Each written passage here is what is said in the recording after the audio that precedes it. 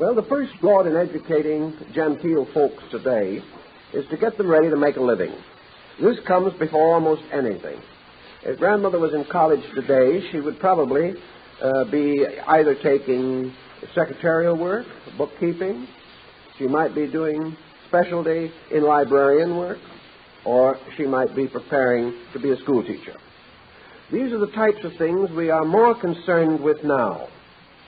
Well, probably we have to be. There's no sense in denying the fact that the economic problem presses in upon gentility just as much as upon any other level of our society. But out of it all, we have lost something that I think we should reconsider.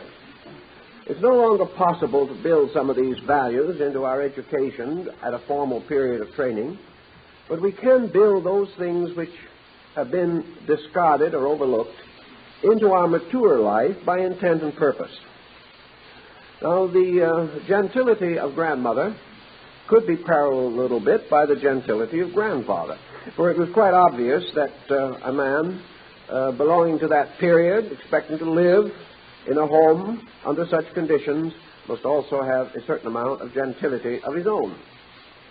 So while he was in business rested rather lightly on his shoulders. He had the dignity for business, if not the aptitude. He did fairly well, and everyone was reasonably happy about the whole thing. He was able to accomplish that which was considered essential in his time, namely that all his children were enabled to have 2 years of musical education in Europe. This constituted a well-balanced life.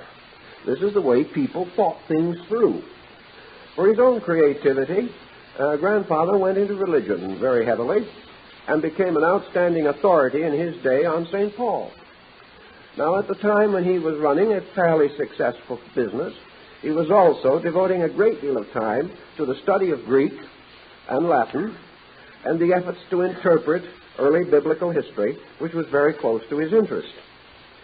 This type of family is becoming more and more rare. And we may say that life with father, as Clarence Day called it, had also its drawbacks. It certainly did.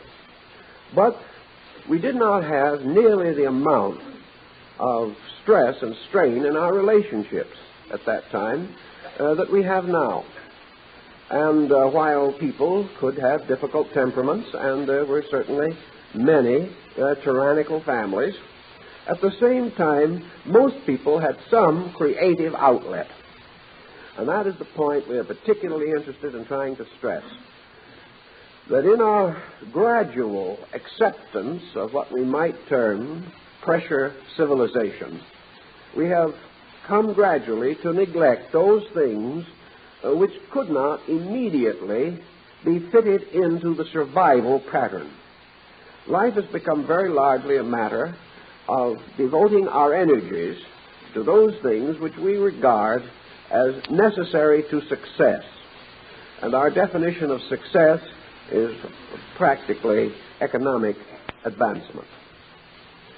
Thus, we become a very lonely people. And the more successful we become, the more lonely we're apt to be. Instead of success giving us an opportunity to do the things that in our hearts we want to do, success finds us with nothing in our hearts that we want to do. This takes a great deal of the edge off of success. I talked to a rather successful man not long ago, as we call it today, and he said, I have everything that I want, but there's nothing that I really want. There is nothing important standing out to justify the tremendous struggle that we have made to accumulate certain things in this world. Instead of building toward a purpose, we make the actual accumulation the purpose itself. Instead of our various labors being means to some end that we desire, the very processes become ends in themselves. And as a result, we find that the more successful we become, the less interesting we really are. Now, I don't know that too many of us are desperately concerned over trying to moderate success. I don't think that the average person is so successful that this is bothering him. But it is true that all the way along, even in the most moderate situations, there seems to be a lack of overtones, and life is largely composed of overtones. As these fade out, we begin to get more and more of the starkness with which we face daily living today. Everything is so realistic, everything is so practical and inevitable that the individual not only has very little to interest him, but almost nothing to think about. That is, anything worthwhile. In the old days, we got a great deal of creativeness out of labor. Most men particularly found their self-expression in their work. And this self-expression was perhaps humble, but very dramatic in itself. In the old days, when a man went out, got land, began to cultivate his property, he had a very big job on his hands. He was building a way of life in the wilderness. He had to make nearly everything that he needed himself. Maybe once or twice a year he sent into one of these great sales companies that sent their catalogs out, and he ordered what he needed for the year. But for the most part, he had to devise ways. He had to find ways to bring water to his land. He had to find ways to get rid of the rocks and boulders that interfered with the harvest. He had to find ways to build his own house. These were things that people did. And as a result of that, they had a certain ingenuity continually operating. The same was true in the older days of our small cottage industry. In the small town, the shoemaker was a man of ingenuity. He had all kinds of problems. He had not only to repair shoes, but to make them. He had the right, like the guild masters of Nuremberg, to take a great pride in the things that he did. The same was true in the building crafts and trades. These things represented continually individual problems. Today, these problems are largely forgotten, and more, the whole problem of maintenance is replacement. Don't fix anything, just throw it out and get another one. There is no longer any ingenuity, no effort to economize, no effort to preserve good products. As a result, almost all of the arts and trades have lost their creative value to the individual. They no longer challenge him. He is no longer challenged by the time clock. He becomes part of some large industry. Someone else does all his thinking for him. Any individuality is apt to be penalized. Even in matters of religion, we find this continual pressure of conformities. It's not very interesting even anymore to be a heterodox thinker. The individual simply finds little opportunity for the development of his own creativity, even in religion. Reading has largely disappeared from our people, except for a small group of really serious thinkers. For the rest, reading has become too difficult. It is too arduous, especially when you've never been taught how to spell. As a result of that, you turn to picture publications, because anybody can spell a picture. Now, in the old days, the picture way of reading was set forth in beautiful form in McGuffey's Reader.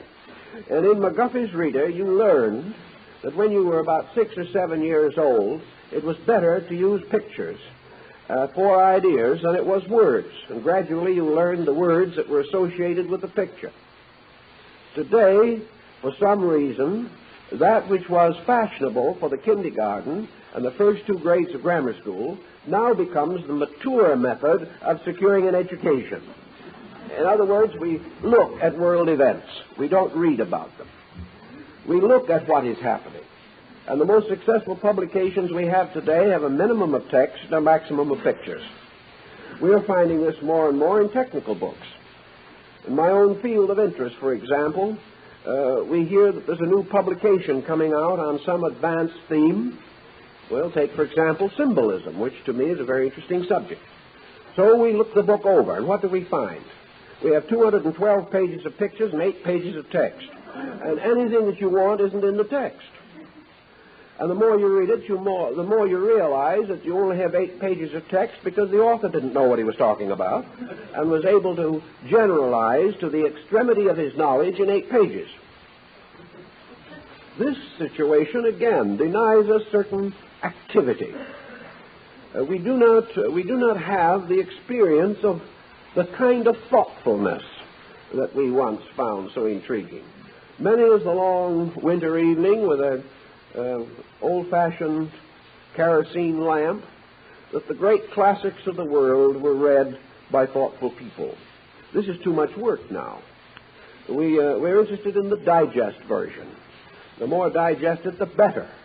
If it is entirely digested and nothing is left, then this we will pay for, because we simply do not want the kind of work that is implied.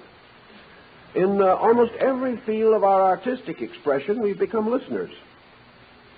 We no longer really make any desperate effort to create something. When our friends who are interested in music come in for the evening, we turn on the hi-fi or produce some equipment that costs several $1,000s, and everyone has an enchanting evening.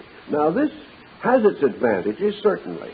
For the first time, perhaps, great music comes into the home of the average person. But with all of this, we have developed nothing but ears. We have developed no actual sense of participation. We do not create. We simply absorb that which is created by others. This lack of the personal involvement in creativity takes everything out of fact and into theory. Philosophy and religion both have emphasized from the beginning that the only way in which man can grow is by experience. Well, of course, listening is an experience. There's no question about that. But listening is a different kind of experience from participating. Listening is not the full experience or the full joy or the full satisfaction that comes to the individual who releases something from inside himself. The whole theory of philosophy is based upon release. It is based upon the individual moving from his own internal out into a world of personal self-expression. This road that leads from the internal out is a broad highway. It is a road along which many basic ideas have to travel. It is the road along which consciousness moves into manifestation. It is the road in which inner growth is made possible. A road by which all theory is tested by application. And that which is not able to sustain itself in application is allowed to rest for the moment and not dominate our way of life. All around us we observe a world of untested theories, a world in which even those theories that are tested are not thought through. The power to think things through to their reasonable ends, this power has been neglected. It's the turn of the century, if in the last 50 years, scientifically trained persons who developed high exactitudes of method had also had the power to think things through. They would undoubtedly have been more cautious in launching upon the world forms of knowledge which could be so easily perverted and could so easily lead to the general destruction of human security. But with their minds totally upon one idea, with no perspective, with no sense of the unfolding pattern of things, these individuals went along like moles underground, working in darkness, and totally unaware that what we do must have consequences, and that we must ultimately live with these consequences. And any way of life which does not recognize this is immature. And any system of education which does not teach it is inadequate. Yet we have gone on our way, and from the examples of the leaders of our way of life, the average person has been over-influenced until today we simply have lost the knack of thinking things through to their consequences and planning our own living accordingly. We have lost this creative skill. Now, it is true that perhaps in many areas of activity, creativity does not seem to be terribly important. It wouldn't seem to be very essential to the individual that finding a piece of equipment broken down and perhaps being unable to get replacement he begins to think in terms of repairing this thing himself. This will require some thoughtfulness. It will require some skill also. Perhaps he may have to do what his ancestor did, file and cut an entirely new part out of a piece of base metal. But this type of ingenuity is constantly calling upon resource. It is causing the individual to move something out from within himself. It causes him to be a little better disciplined. If he doesn't make this replacement properly, it won't fit.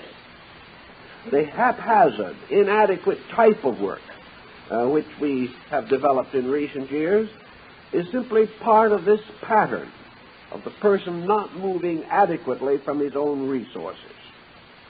There is no doubt in the world that we are all a resourceful people, but we are neglecting this to a very sad degree.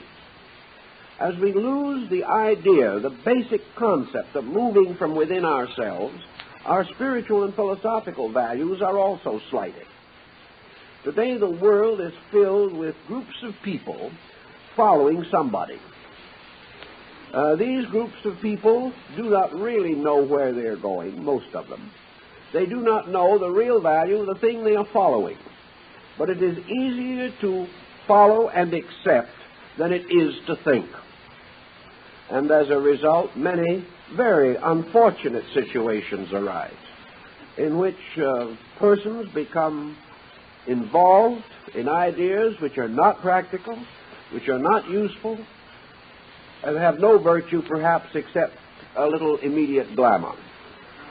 But not thinking, not being able to experience through things, we are gullible.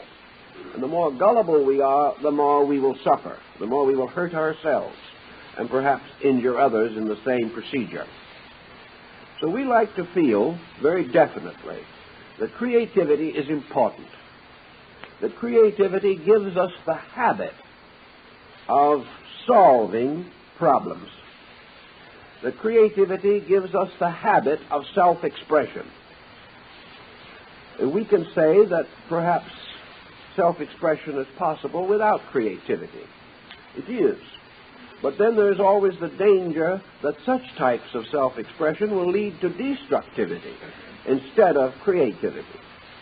The individual who has no pattern behind his action has really no way of contributing a positive value to anything. So it is not just enough to do something. This something must have meaning. It must be under some censorship and some discrimination. And day by day, these powers weaken in us until we become very largely victims of the pressures of conformity and thoughtlessness. So in our field of interest, certainly, the reward goes to the person who is able to do something and do it well. To do something with a philosophy of life means to discriminate. We are all surrounded by ideas, some of them good, some of them bad. There are ideas that work for other people but not for us. And somewhere along the line we have to get over this idea that everyone is so much alike that patterns can be imposed upon individuals, and that almost anyone can successfully follow the same pattern. In the area of medicine, we know this is not true. We know that unless the individual is understood, unless various tests are made, it is not safe to medicate him. He may not react as his neighbor does.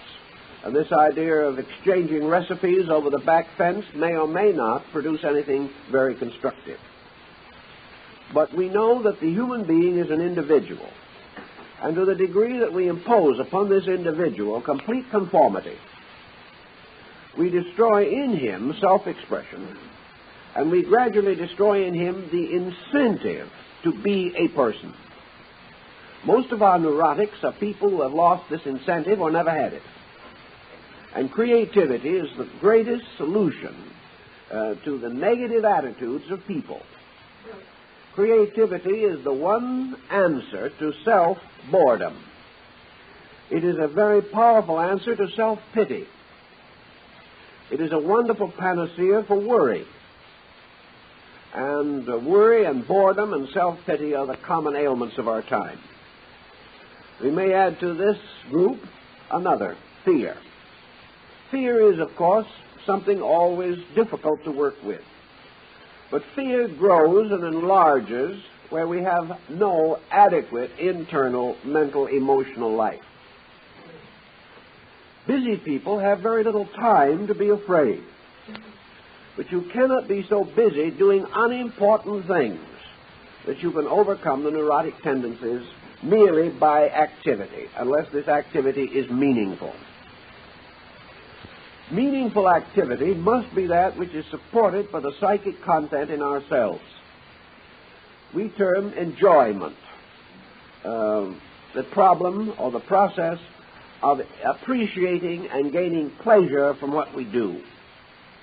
According to the level of our own insight, this pleasure standard changes.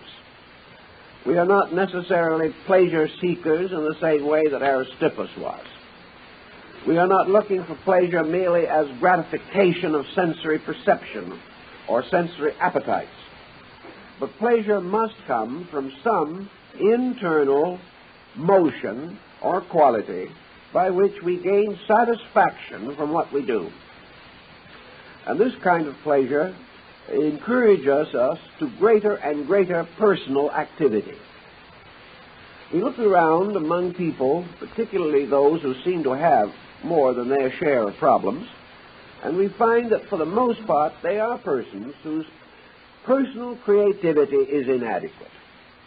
They may be busy people, they may be well-intentioned people, but they have never made a conscious link with their own subjective life.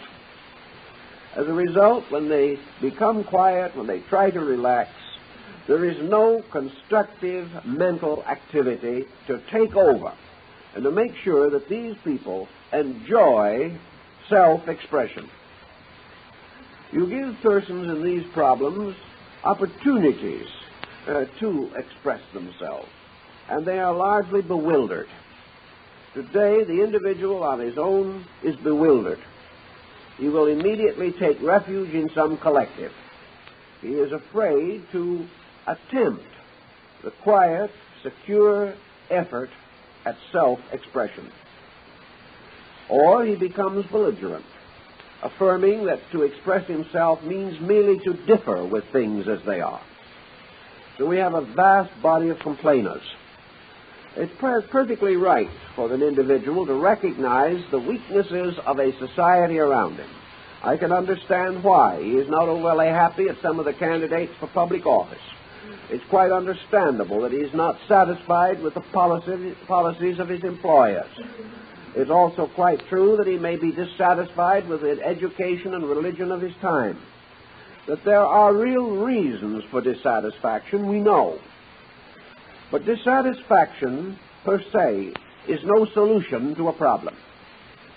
There are reasons why we should be dissatisfied, but there are even greater and more pressing reasons why we should use our observation to lead to some constructive action of our own. It's quite true that our dissatisfaction, unless it becomes a mass movement, may have very little political significance. But it is also true that dissatisfaction must lead us to a constructive effort to correct in our own lives that with which we are dissatisfied. There's simply no use of complaining. Complaining as such is now regarded more or less as a status symbol. If we are dissatisfied, we are intellectuals, because it is essential that all intellectual people be thinkers. And the first and only formula for thinking that we know at the moment is, gentlemen, I disagree. This is a sign that we really have done some heavy work. Actually, it doesn't mean anything. Dissatisfaction, however, brings a certain social, psychic contact. We immediately move into a group with similar dissatisfactions and incorporate. Then we have an opportunity to spend a certain number of hours, daily or weekly or monthly from that time on, dissatisfying with other people. We can go on and on and on with this procedure, but we haven't accomplished anything. the moment the individual observes that something is wrong, the question is, to what degree is he cooperating with this thing that is wrong? To what degree is he under the same hypnosis? To what degree is he using complaint as an evasion in the place of action? In our matters of complaining, presuming that we have legitimate complaint, presuming, for example, that we disagree with a certain legislation, we assume at the moment that our big answer is to vote against it. But what have we in the form of self-creative solution to this problem? It may be that we will never have an opportunity to apply any solution that we may have. But an individual complaining should always have a constructive answer in his own consciousness for that against which he complains. A complaint should be a stimulation to intellectual effort and not merely a continual, habitual dissatisfaction. If an individual says, I think this is wrong, we have a right to ask him, then what do you think is right? And we should get a straight answer. And that's where we never get it. Very often we will get an answer, probably which arises in a moment of desperation. It was never thought of until we asked the question. But then, in order to defend self against the humiliating fact of being required to say, I don't know, we begin to come up with something. And very often the solution we have is worse than the problem we attack. Actually, our own solution, if applied to the problem, would be meaningless. Consequently, we haven't thought it through. And this is one of the great matters of existence. Why do we live here? Why have we been taken out of some, at least theologically defined, paradisical abode, which we were cast out of because of an unhappy addiction to apples? In this situation, why are we here? Are we really here to be dissatisfied? Are we here to be complacent? Are we here to ignore the whole problem and make a few dollars? If there is any reason to be here, it would seem to me that we are here to learn something. We do not learn by accepting or rejecting. We do not learn by ignoring. We do not learn by collapsing in a sense of total helplessness. If there's something here that we need to know, the only way to find out is to use the powers that we have to reason through a situation and find the answer. Now, occasionally we do this, but not as often as we should. And we divide the problem of answer into two very broad areas. Cross-sections by polling of the American people and reports based upon letters which are received by the White House and other centers of government would indicate that from the people have come and are still flowing many important ideas. It may not be entirely fair to say that all of these ideas are ignored. It is also perhaps not quite fair to say that all of these ideas, coming from persons unacquainted usually with the specifics of the problem, can be immediately applied. But there has been an observable fact, namely that thousands of people have had good ideas about how things could be improved. They are, however, a very small minority of the population. But this fact does stand out, that where the person is perhaps only indirectly involved, where the consequences of a policy will not be felt on his own skin, the person does have better ideas. He is less personal. He has no immediate benefit to himself to consider. He is not going to be instantly involved in an argument over his idea. So he writes it in or telegraphs it in, and because it comes from a certain impersonality within himself, it is often very constructive. But when he has an idea about himself, about his own family, about the environment in which he lives, about the management of personal affairs, it is much harder for him to have a constructive idea. This is because he must fight through this tremendous complex of his own personal opinions and attitudes. Against his ideas will be arraigned all of his prejudices, all of his opinions and conceits, his traditional pressures, and a large amount of mental and emotional fatigue. All this centers on his effort to solve his own problem. So we give excellent advice to strangers and keep none of it ourselves. We know that everyone else should live together in brotherly love, but we can't get along with anybody. We know that religion is a wonderful thing for other people, and that if they would live it better, we would be happier. What we're going to do about it is still very dim. Consequently, we must work more carefully and more thoughtfully in the effort to get creativity out of our own subconscious and into our own personal conscious behavior.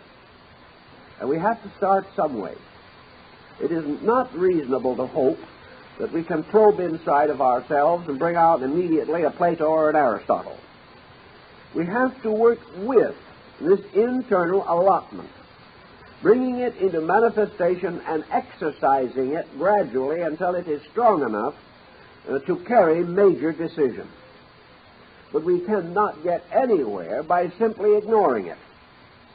We can accomplish nothing by going along, refusing and rejecting every impulse which might lead us to the investigation of our own inner life. Today, the inner life of man is being forced upon us by outward circumstances.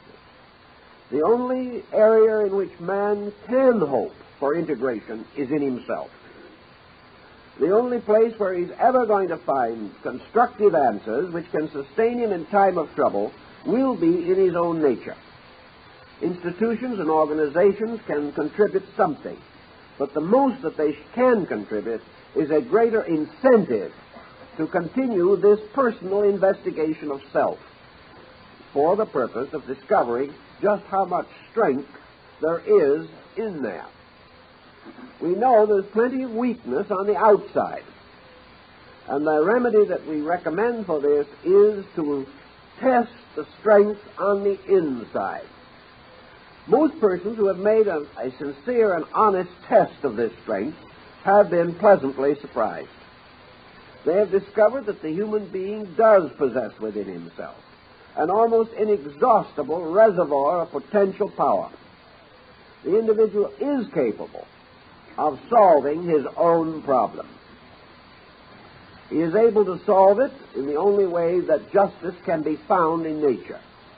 If the solution to all human problems rested with collectives or rested with isolated individuals in places of authority, there could be no honesty in the universe.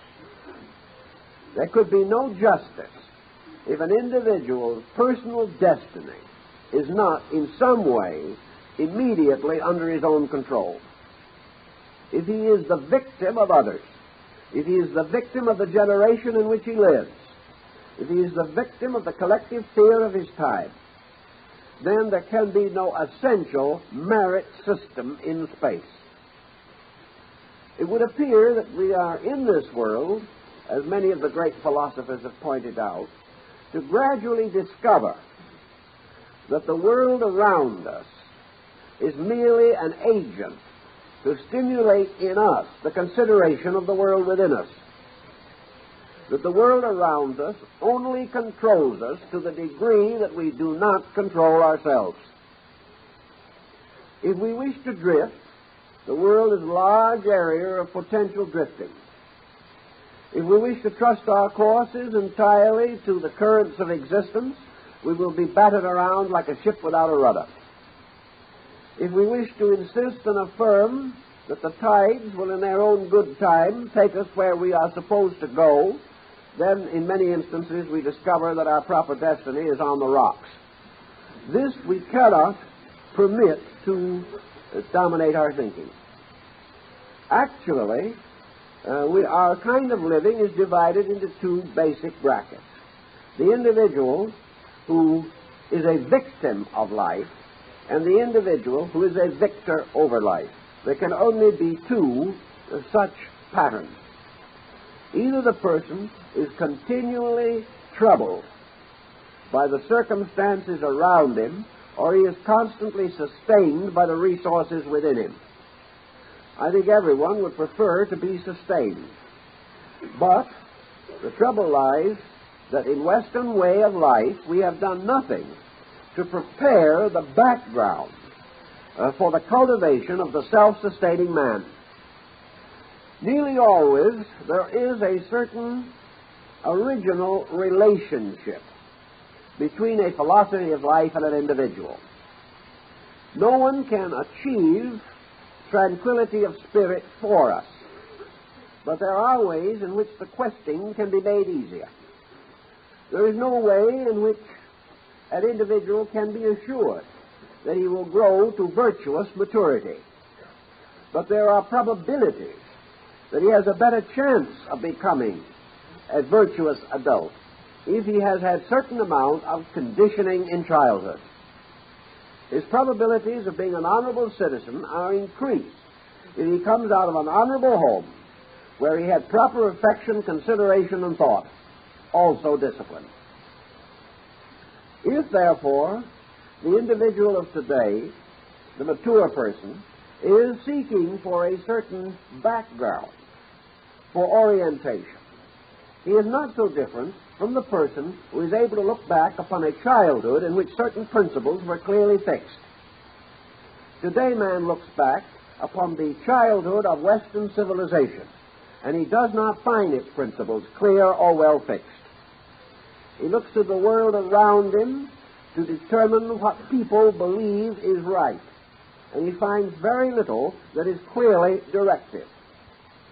He looks for resources within himself which have been trained by his opportunities and which would naturally be available, and he finds these resources inadequate. He has not the cooperation of his culture in anything that he needs to accomplish. Instead of being able to move within a pattern of acceptances, he is apparently required to move totally alone. Now, nature undoubtedly has set this pattern for a reason. Actually, the person who must move of himself and cannot depend upon cooperative circumstances stands in the position of making the greatest personal achievement. To the degree that he is forced to make a greater effort, to the same degree he achieves a greater end. But this is not always easy or optimistic. So not having very much cultural stimulation, the Western man is in a bit of a dilemma. 300 years, 400 years ago in China, if you wanted to be a gentleman, you became a poet. If you wanted to be considered a great citizen, you became a philosopher. And if you wished to be the highest type of desirable person, you became a mystic. These were the great honored levels. Today in our Western way of life, if you want to be acceptable on the best intellectual levels, you must believe in nothing. Now, of course, this should apparently lead to vast acceptability, but it doesn't even do that. Even on the proper basis of our way of life, we are not accepted for our unbelief any more than we would be for our believing. The reason why is there's no standard. There is nothing that is regarded as admirable. The only standard is a standard of success on a material level. And this standard is too brittle, too immature, to have any very constructive suggestions to make relating to the personal culture of the individual. Therefore, we do not have the cultural pattern which might cause our young people to say that I would like to be a really fine person, and that means that I have to be a thoughtful, constructive, idealistic citizen. This is not the incentive pattern under which we live. Lacking this incentive pattern, therefore, we are not only left without the incentive, but we are also left without the pattern. We are left with the average person unable to determine for himself what he should do. He cannot find enough evidence in contemporary situations as to how he can live a constructive, successful life. We still do have available to us the great religious systems of the past and the great idealistic philosophical systems. But the average person today is not equipped to make the transposition of time that is necessary.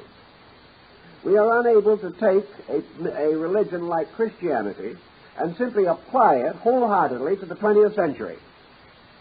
We are unable to break through medieval tradition, and we try to impose it upon the modern world.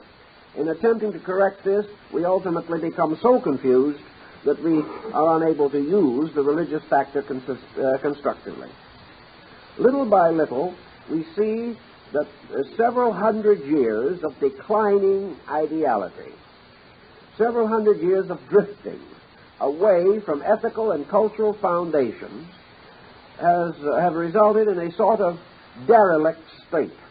We have no clear insight as to how to start a constructive pattern of self-expression.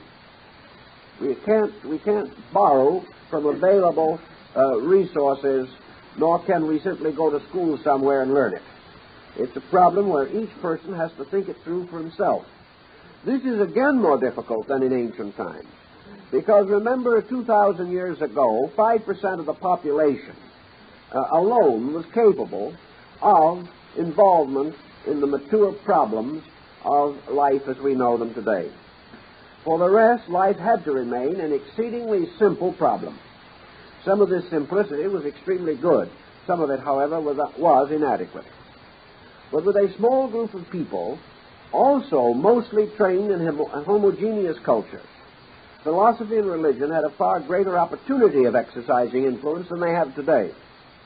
Today, the average person is too well educated, has too much contact with diversified cultural factors to be able to quickly differentiate that which he immediately needs.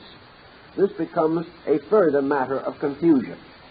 Also, the problems which we face are more complicated than those which were faced 1,000 or 2,000 years ago. Our own value sense has changed in this period of time, and we require a different kind of solution from our ancestors. But we have not clarified what kind of solution we mean. So assuming that we have reached the age in which solution becomes necessary, and we cannot immediately turn to any available source for this solution, we have to begin to work through various plans and devices of our own in an effort to discover that which will most rapidly advance our own maturity.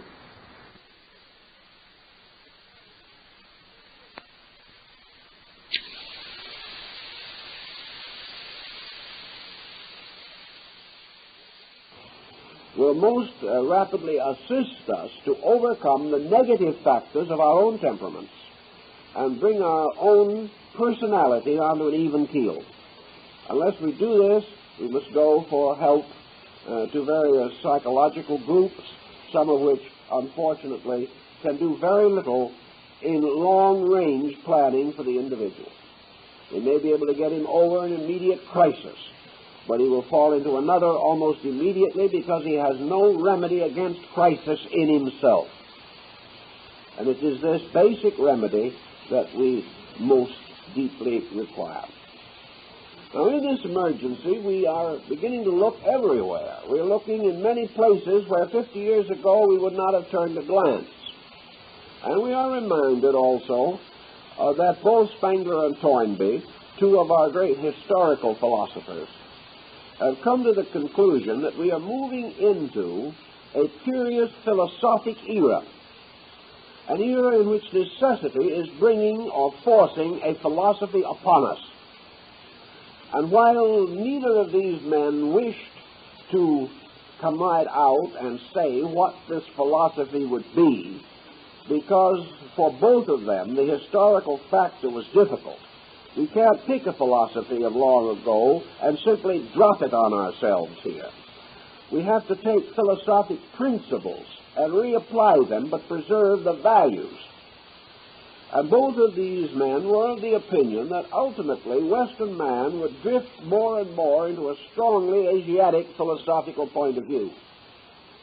The only reason for this probably is that Asia has remained as the only area in which philosophic principles have continued to be alive, and where the religious principles which most involve man are not archaic. Our religion must be approached historically. In many of the Asiatic countries, what occurred 2,000 years ago in the West is occurring today. Therefore, there is a contemporary possibility of analysis and consideration. Now, it is not by any means obvious that the Eastern nations have solved their problems or have completely brought their own worlds into pattern. But we are dealing now not with collective, not with the imposing of one political theory upon another. We are not dealing with the price of rice or the scarcity of water. We are dealing essentially with the problem of the individual who has to get up tomorrow morning and face life. Now, he has got to face life with the best possible equipment. And we know that the only type of equipment today that will help him is that by which he is equipped to examine himself, to go into his own nature and find out why he is what he is. The moment we say, go in and look, we come sharply against the boundary of Western culture. Western culture has been a gay extroversion for a long time. It has been very gay, but nobody seems to be very happy about it. Western culture has been to move out into the world around us and try to shape it to our heart's desire. Western culture has been done very little in the actual examination into the inner life of the human being. Most of what has been done has been comparatively materialistic effort to crash through from the outside in terms of psychology and psychiatry. But actually, we have less than 50 years probably in the West of any systematic effort to really do anything with man's inner life. And what we have accomplished is not adequate. On the other hand, we have a philosophy on the other side of the world in which the inner life has been so important that many outer things have been miserably neglected. So we come into the presence of extremes. But at the moment we need something, and we need something very definitely. We do not need the mistakes of other people, but we do need whatever they have accomplished that might be a guide to our own action. We do need something at the moment to balance an extensive and over-intensive materialism. And materialism does not necessarily mean just the scientific or industrial or economic worlds. Materialism has crept also very heavily into Western religion and has heavily indoctrinated Western philosophy. Consequently, we are in trouble. And in our search for some answer, we have to look to the only place where we think we can find some rudiments to build up with. We do not intend necessarily to follow the way of another people, because actually we are a Western culture. But what we need is some way in which we can get hold of what might be termed our natural culture pattern. Bring it out and use it. And the only way we know is by calling upon people who have brought internals out and done something about it. And that does bring us more or less toward the Asiatic point of view. Because here at least we have somebody who tried. And for a long time we have not been adequately trying. The adaptation cannot be entire or complete, and I don't think there's any need to consider the entire transference as religious. I don't think we should regard the development of man as a theological problem. That's been one of our mistakes. We have thought that the individual who was good had certain religious benefits from being good. I think it more important than that the individual who is good in the sense of proper virtuous understanding is simply right. And because he is right, he is cooperating with the universe, with life, with nature, and his fellow man. But these things are not great religious virtues. They are nothing more or less than human decency. But we haven't gotten around to such a factual look at it. So it isn't necessary for us to think that we are going to follow some foreign creed. What we are looking for is the instrumentation of personal culture. We are looking for the implementing of our own conviction of need so that we're able to do something about it. Self-expression certainly is indicated, and self-expression has helped many people all over the world. And self-expression can move into the life of the individual without causing any panic, without causing him to lose face with his neighbor, or without requiring some stupendous expenditure which he cannot afford. Self-expression is perfectly possible to the individual in any bracket of income. It is a problem of moving the internal part of life and getting it moving out into action, so that the person is moved by the principles within himself. Now, a lot of people who try this, however, get into another dilemma. They are unable to estimate what is moving or why they are being pressured in a certain way. It is not enough to say that if we simply follow internal inclination as we know it, that we're going to get anywhere. Because too many people today have a powerful internal inclination to be unpleasant. Also, most people have a very overwhelming inclination to be selfish. This, therefore, is not the answer, that we merely do what we feel like doing. We'll never get anywhere that way. We have to go behind this. So we do learn immediately from Eastern philosophies that there are two sources of inner pressure. The most common and available source is just plain selfishness. The deeper and more important source is the universal law complex within ourselves, in which there is at the source and root of ourselves an archetypal pattern through the acceptance and application of which we are true to the plan for ourselves.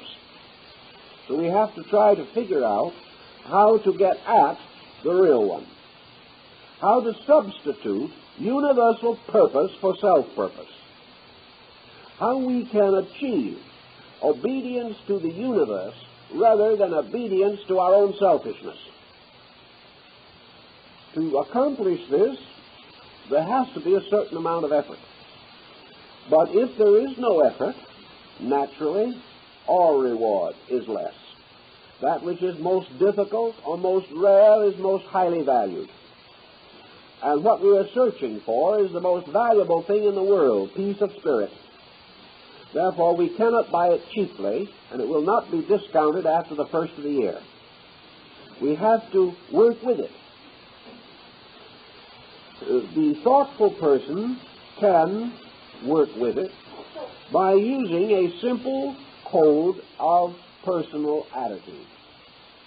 We can use the mind as it was intended to be used, namely as a censor of conduct. The purpose of the mind is not to take part in the conspiracy of selfishness. The purpose of the mind is to reveal to us the constructive results of constructive action and the destructive results of destructive action. The mind makes available to us the facts about the consequences of what we do. If then we are really inclined to be in search of self-creativity, we must begin to use the mind to reveal to us what is wrong with ourselves. Up to now, we've always used it to find out what was right about ourselves and what was wrong about everyone else. Also, in emergencies, we use the mind as an escape mechanism. We try to talk ourselves in and out of things. We use the mind to develop explanations that explain nothing. We also use it in the mind for various self-justifications, for things that cannot factually be justified. So the mind is available to us as a simple instrument by which we can think through our own conduct. We can very quietly decide whether what we are doing is right or wrong. This comes first because we have to clear the way. The road that leads in to the sanctuary in our own hearts has been so neglected that it is practically impassable. You can't bring people in this road. You can't travel it yourself because it has been so long neglected that it is worse than any provincial road in some aboriginal community. In fact, it's one of those problems like you find in Africa sometimes, where it is much easier to travel if you stay off the road. This is the problem we have. The road is in very bad shape. To get this road back into condition, we have to begin to repair it.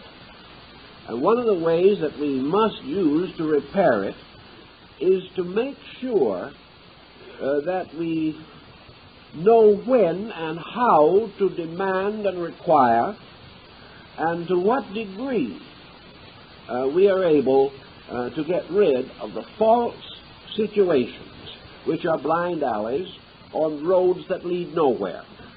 Many people have sincerely, earnestly, and honorably followed a road that led nowhere, simply because they had no discrimination. They did not use the mind to help them. We have allowed the mind to hinder us for thousands of years, but it is here because it could help us. And one of the ways in which it can help us is to censor our attitude and conduct. So we begin with the only way that we know how to begin. We all have moral sense. We all have certain inner conviction. We have all, to some degree, a traditional religious background. We know about the Sermon on the Mount, and we know of the revelation of the Ten Commandments. We know the essential codes of right that have been exercised and promulgated by man from the beginning of known time. We also recognize as a fact that those who have kept these rules have become the most gracious, constructive, and valuable of citizens. Consequently, we're not completely without some help. The problem is to bridge between this help and our own natures. So we start out in the morning quite convinced that we are self-motivating creatures, but in the majority of cases the motivation arises in the liver or in the suprarenal cortex. There doesn't seem to be very much true motivation. So today we are hardly able to crawl along under this motivation. We are tired before we start and exhausted before we finish.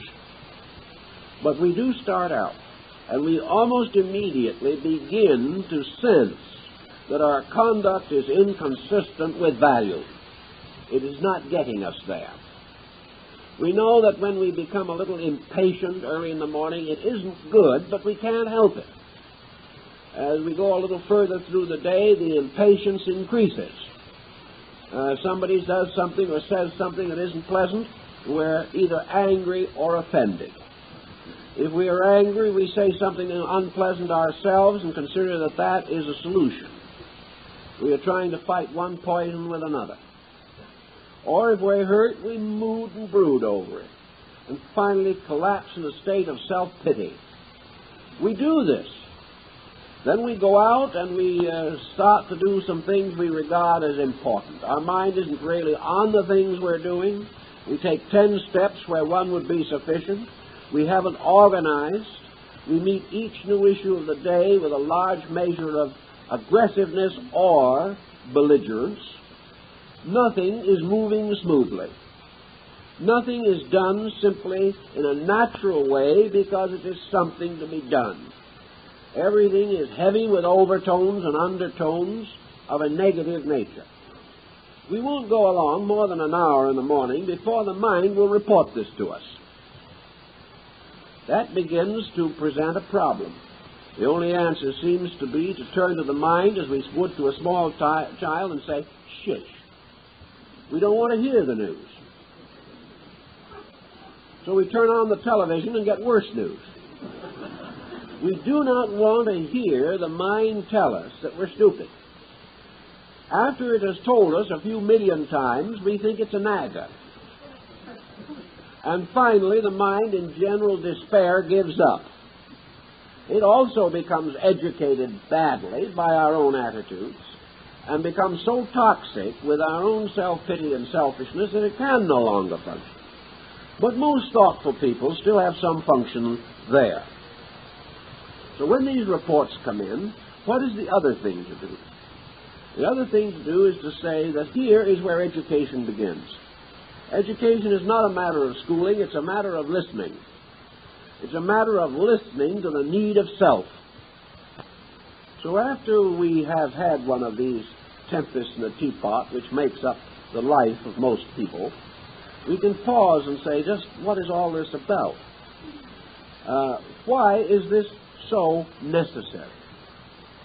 Why is it that when we feel like doing a certain thing or thinking a certain thought, there is absolutely nothing we can do about it, except do what we feel like doing? What would we do if we tried to bring up children the way we bring up our own thoughts and feelings? We would have a group of delinquents. Therefore, we have a group of delinquent thoughts and feelings. But what we don't realize is that there is never one moment in life when these thoughts and feelings, bad or impossible as they may be, are actually self-motivating.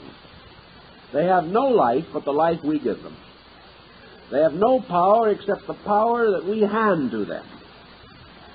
If we get a mind or an emotional nature that starts and rants and raves until it finally takes over our lives, we are suffering from an internal case of dictatorship, and some emotion or some attitude has become our private Castro and has gradually put us into a hopeless situation of negation.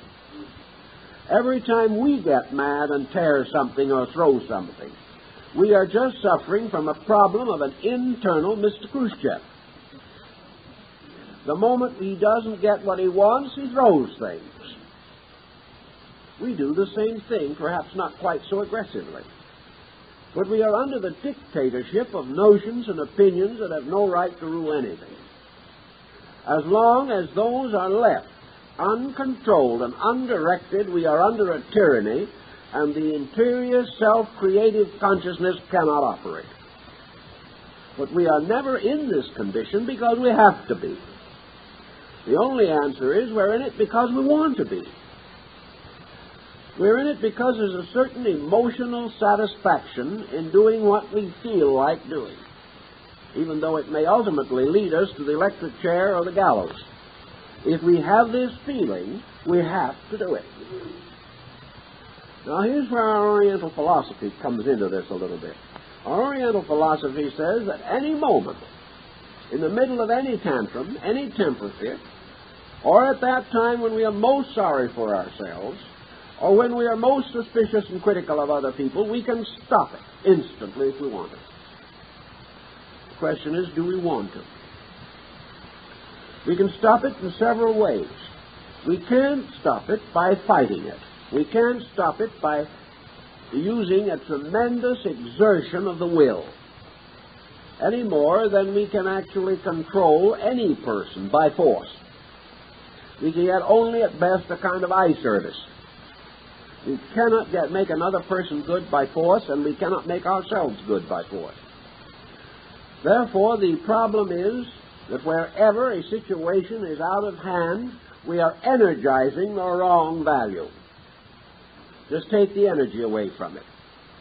Instead of kicking the machine, turn off the plug at the wall. That's the end of that program. I've heard people sit in front of television and complain for hours, shouting, groaning, and howling because the program was terrible. But not one of them thought to get up and turn it off. Because when you're in a problem and to suffer, there's a certain satisfaction in suffering vastly and continuously. When we feel that we have a cause of complaint, the more complaining we can do, the better we feel about it. And we have wasted the life that we should be using to grow with. So wherever in our own inner life problems arise, there is no need or no real solution in trying to kick them around. The answer lies in turning off the energy. Because all of these things exist only because our own vitality sustains them. The moment we refuse to sustain them, they evaporate. They cannot survive without the energy that we give them by mental and emotional acceptance. Now, how do we turn off energy? Actually, it is a simple, direct motion, and man today has very little experience in simple, direct anything. Everything must be complicated. One of the simplest ways to prevent a situation from continuing to go out of hand is simply to place in the spot where it was something else. If instead of continuing to energize something we don't believe in, we turn and start to do something we do believe in, we immediately reduce the energy allotment to the negative thing. The moment we do something that is constructive, we use the energy which we are now allowing to tyrannize ourselves. So self-purpose of a constructive nature does take this energy. And one way in which self-purpose becomes available to us is through creativity. Self-purpose means that the contented individual is using his energy for some constructive purpose. Now, this constructive purpose may not be vast or particularly tangible to other people. The old farmer sitting with his chair backed up against the porch, quietly whittling a stick, was doing something that he wanted to do. Now, it wasn't very important, but it was much more important than criticism, much more important than self-pity. Perhaps he was making a new handle for some implement on the farm, making it as they had to make it. Today we buy the handle and save the time and worry with it. So all we do is buy ourselves more time for the creation of negative attitudes that we don't want. But wherever a negative thing comes along, there is the possibility of the substitution, quiet substitution, of a constructive activity. We have to be aware of it, however. We have to be sufficiently desirous in order that we make this substitution. We also have to be observing, as we would be with a child. We have to know that when the time is right to make suggestions to self, and we have to make the suggestion clearly and follow it up. It cannot be a generality that sometime we'll do better. It has to be an immediate, concrete thing at the time when the need arises. In a very short time, this autocorrectivism, which we set up as a conscious process rather than as a subconscious one, also gains habitual authority. We can have good habits just as we can have bad ones.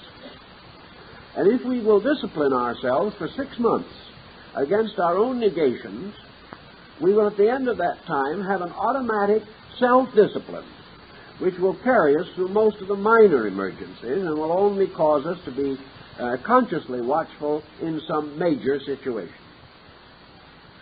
We can also discover and observe the causes of these things. We can gradually try to correct causes. If certain situations that are unpleasant to us are constantly revived by a certain condition, we can go to work also on the condition itself, trying to put it in order so that it will no longer cause trouble. But merely to correct condition, as far as I've been able to observe, has never corrected the tendency to negative habits. The moment one cause is removed, the mind turns and grasps on something else and makes a new cause. So it cannot be merely the removal of the problem. It is not only that, but it is also the redirecting of our own energy. Now, if we don't fight with it, if we don't say this thought I shouldn't have, I'm just not going to allow myself this thought. If we get all over this type of defense mechanism and simply turn to something constructive and interesting and take over, this negative thought simply dies a morning. There's nothing to sustain it. Now the person needs, therefore, something of a constructive nature, something active on which he can turn his attention at these critical moments. And there, of course, is where your self-creativity again comes in. It has to be something that calls upon energy. Our worrying is causing us to call upon energy. It is causing negative energy. We must therefore have a positive call upon energy, a positive plan or purpose, which we can call upon almost immediately when a negative situation arises. If we get a little tired or a little worried or a little nervous, we can go over down and sit down quietly at the piano and play for 15 minutes. The chances are our mood will change. We're not saying we won't worry. We're simply saying we will play the piano. But we are using energy. And the energy that we're using for that purpose is no longer available to nurse some grievance. We can be busy and miserable, but we cannot have creative instinct without this moving in upon our common patterns and causing something valuable to happen. It is to evade, if possible, of course, the complete monotony, by means of which we do not gain this mental relief. We can do certain things with our hands and still worry, but we cannot have great creative ideas and still worry. So there are things that every person can attempt to do, and the Orient has shown us what some of these things are. One thing, of course, if it is possible, is the garden, where we can build a little world, a world of beauty that challenges us and which causes us perhaps to read about it, study it, maybe take lessons, and finally to apply what we have learned to the ordering of our own life. If our situations do not permit gardens, there are worlds in a flat dish on a table. This is your bonsai tree theory of the ancients, the sand garden, the rock garden, the garden that is only 12 inches square and which is yet a continual challenge to our own instinct to the beautiful. It's not easy to work with living things and at the same time hate people. It is not easy to have beauty a power in your life and then think unbeautifully.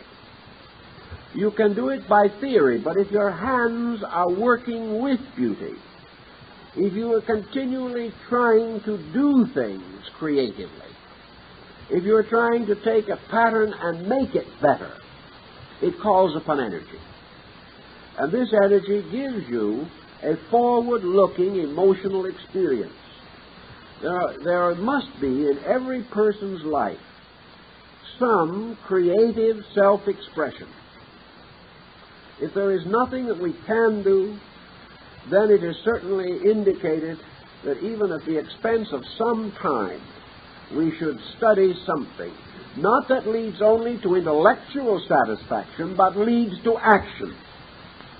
There must be something that gets the hands occupied in creating a thing which calls upon our own inner resource. You can study books for a lifetime, for example, in trying to prepare a miniature garden. I'm now thinking of one of the little table gardens. You can read all the books and take all the courses. And then you bring in a handful of little twigs and stones and some sand and a rock or two and perhaps a little porcelain figure and some blossoms. And you will never find in any book just what you have to do with these things you have brought in and laid on the table alongside of you. You can copy as best you can, but your little twigs are not the same shape. You have to do something yourself. You have to satisfy your own taste. You put these things together, you think they're marvelous, you take a little separate look about 5 feet, and you say, how could I have ever done anything as badly as that? And you rush back and try and do it again. You may wear out 2 or 3 bones and half the rocks before you get anything that you can honestly say satisfies your own soul. But when you do, something has happened. You have had a small mystical experience. The beauty in you, the truth in you has had a chance to come out and do something. And in the process of this alchemy, all of the particular problems of the moment have disappeared for a little while at least. And if we took all the time we negatively waste in worry, fear, doubt, self-pity, and things of that nature, and put this time into a lump somewhere, it would provide us with the opportunity, time-wise, of becoming masters of almost anything. But you are now trying to make something happen. You are trying to create. You may be trying to create a beautiful poem. You may be trying to create a marvelous picture. You may be trying to create a design on a loom. You are trying to create a new pattern. Wherever you are creating, you are releasing. And the thing you have created becomes the judge of your own release. You look at it, and it isn't what you thought it was going to be. It is not nearly as beautiful as your idea. So you keep on working with it. You keep on releasing beauty until finally you produce something which may not be perfect, but you will say, this I can endure. This indicates I've accomplished something. So life becomes a release of creativity. You will find, of course, that once the door is open, along this gateway or roadway of creativity comes quite a troop of different values. This open door to creativity also becomes more and more a way to the inner life of yourself.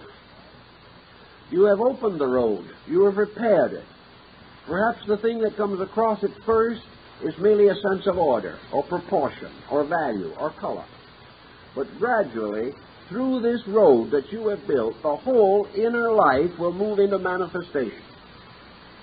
Because you have made the expression of your own consciousness important to you. And it is this expression of self-consciousness that must be understood. Now you can see that the production of something protects us against the wrong level of consciousness coming through. You cannot create a beautiful picture or a beautiful plant by calling upon your own negative opinionism.